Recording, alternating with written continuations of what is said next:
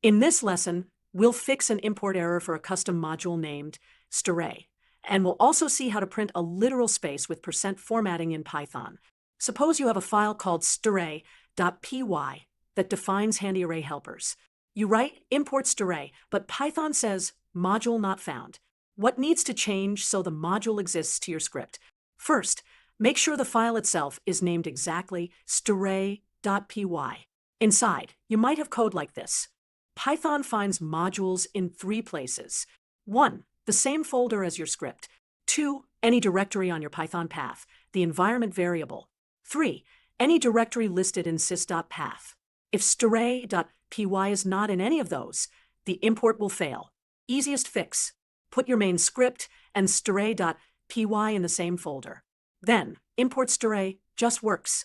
If your stray file is somewhere else, you can temporarily add its folder to sys.path at the top of your script, or set the environment variable Python path to include that folder.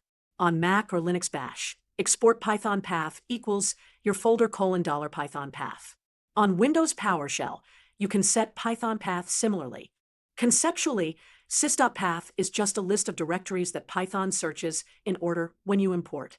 If the folder with stray.py is in that list, the import succeeds. Part 2. How do we print a literal space using percent formatting? With old-style percent formatting, just provide a one-space string into %s. Since it is literally a space, you can also just type the space, or use format, or use an f string. If you use more than one placeholder, pass a tuple to %. Summary: to make stray importable, put stray.py beside your script or add its folder to Python path, either with sys.path.append or by setting the environment variable.